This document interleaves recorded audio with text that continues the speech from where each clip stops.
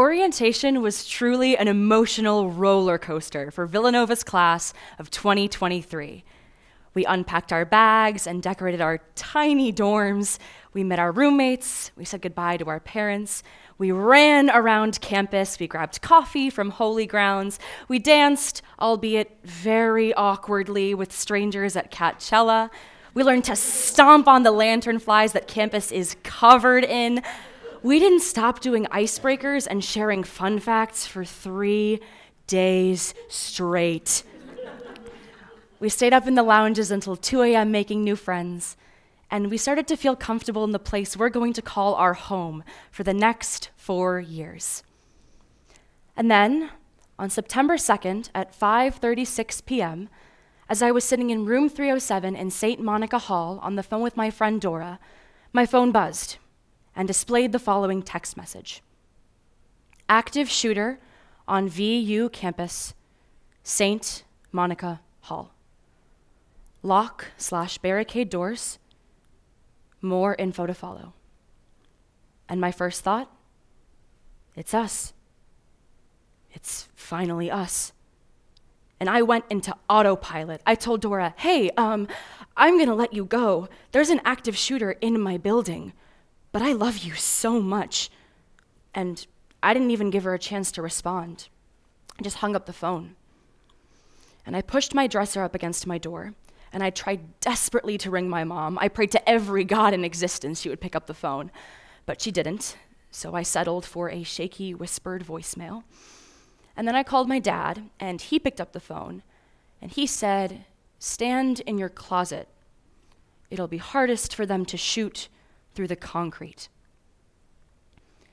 And I heard fear in his voice, something that had never been there before. And texts were pouring into my phone asking me where I was and if I was okay, but all I could do was keep saying, Dad, I'm scared. And I love you, Dad. Really thinking, I hope it's not the last time I get to tell you. Isn't that just dystopian? Half an hour later, it was over. Everyone was physically safe, but undeniably frazzled. I was still shaking like a leaf. And I hugged all my new friends to echoes of, I am so glad you guys are okay. Later that night, I called everyone who had reached out to make sure I was okay. And 2 reactions in particular shocked and really bothered me in the moment. The first came from my mother. So when I managed to reach my mom later that night, she picked up the phone and asked me what had happened. I told her everything. I explained the fear I had felt and the thought that I would never get to see her again. To which she said, so you're fine, yeah? Make sure you get your homework done for tomorrow. My own mother was completely apathetic. The thought that she could have lost her daughter wasn't one that spurred her to action or made her want to ensure it would never happen for real. She didn't seem to care about the fear and anger I had felt. Her mentality, nothing had really happened, so there wasn't a problem that had to be solved. It didn't really affect you, so just push past it. My friend was arguably even worse. After he received an explanation, he did not hesitate to crack a dozen very poorly timed jokes. Now, I'm usually all for using humor as a defense mechanism, but he said, dude, you almost achieved ghost mode today. And then when I frowned, he followed it up with, I'm sorry. I deserve to be booed off the stage for that one. I laughed, but deep down, I was furious. Later that night, everyone was up in arms, claiming that we had to do something, that no one should ever have to feel the fear we felt that night, that we should never have to cower in dorms and bathrooms thinking we would never see our family and friends again, that no one should ever lose their life to gun violence. We were angry, and we were ready to take action. But the next morning, I walked into theology class, and my professor said, today won't be a very exciting lecture. No active shooters or anything. My mom's apathy, my friend's flippancy, it didn't even take us 24 hours to adopt them for ourselves. We were all so quick to make light of something that had terrified us just hours before, and days later, it was a thing of the past, completely forgotten.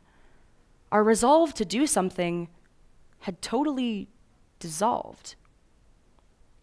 As much as it may seem like it, the scope of this talk isn't gun violence. It's desensitization.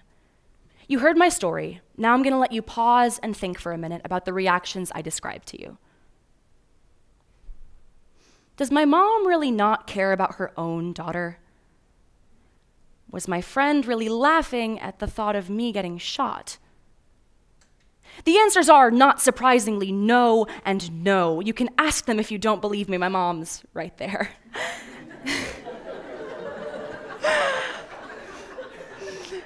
But their reactions aren't so much the problem as they are the symptoms of a larger problem. Our response to violence is a desensitized one, and it's because violence is in our face all the time, especially on the news.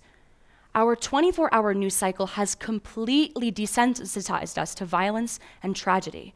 It's why we're quick to brush off, quick to laugh, and quick to lose our desire to bring about change, even when we were the ones who felt terrified. So we know where the problem stems from, the incessant bad news. But before we can combat it, we need to fully understand why it happens. I did a little bit of digging, and it turns out that Charles Figley, director of the Traumatology Institute at Tulane University, has done a lot of research to come to the conclusion that desensitization is totally normal. It's actually a form of adaptation. He says, when we see something violent and tragic on the news, our first thought is, am I safe? Are the people I love safe? And if it's a yes, we ignore the violence, get accustomed to it without even realizing. And the more we're exposed to, the quicker we're desensitized, the more violence we expect. And it doesn't take much to see that he's completely right. I mean, just look at the way the threat of violence didn't faze the Villanova community. When students reached out to the adults around them asking for action to be taken, we were met with, "We're glad you knew what to do, and the counseling center is right here if you need it." The administration's desensitization made them complacent, so what were we to do but mimic? We laughed, we brushed it off, we convinced ourselves there was nothing we could have done to act as a community and fix the greater issue. And if this incident didn't affect you personally, don't think desensitization doesn't. Just think about your own day-to-day. You turn on the news, you watch for 10 minutes, death and destruction is in your face constantly. But does anything really shock you? All the violence, death, and tragedy you see, that of it which could have been prevented. Does it make you angry?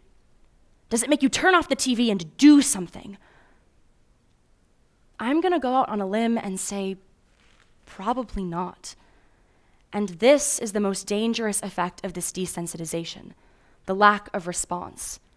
It's why we aren't driven to action every time we see death that could have been prevented if we had acted otherwise.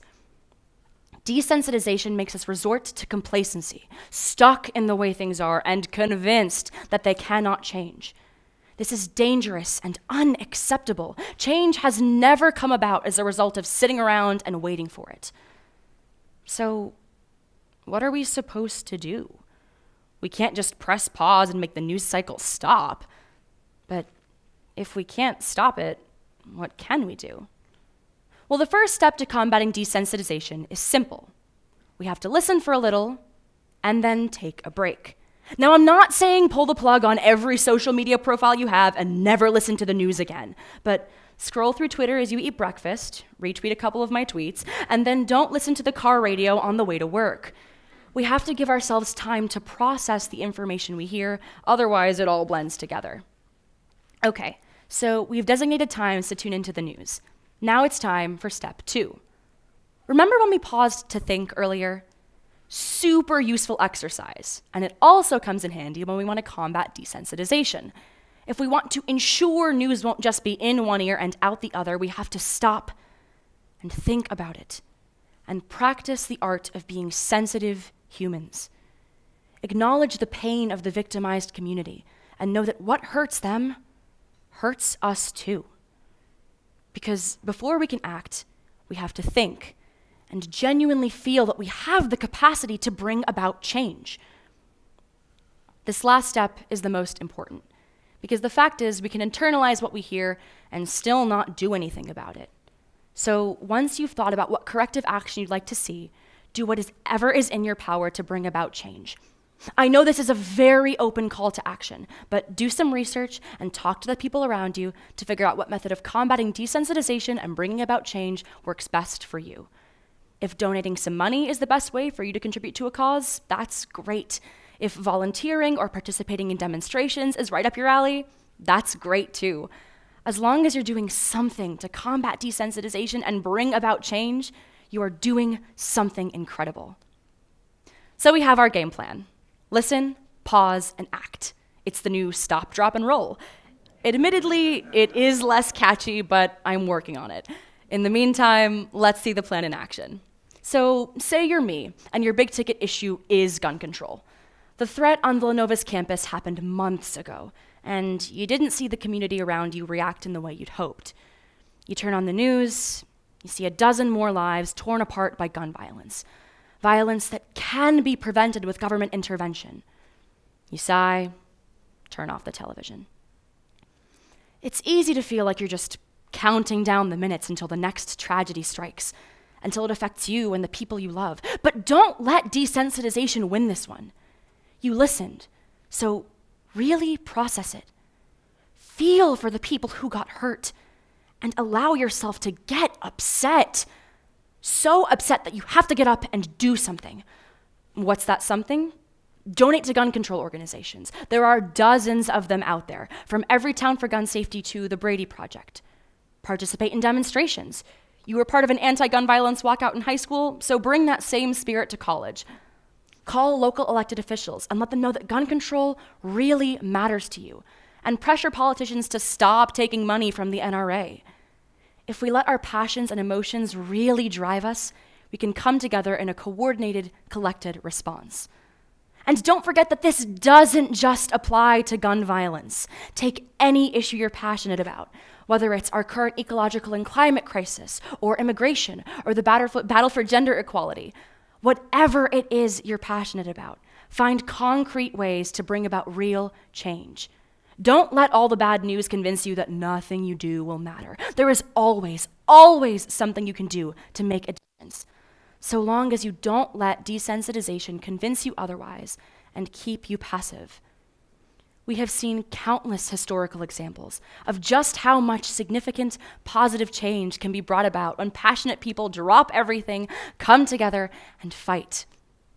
And don't forget that change doesn't come easy.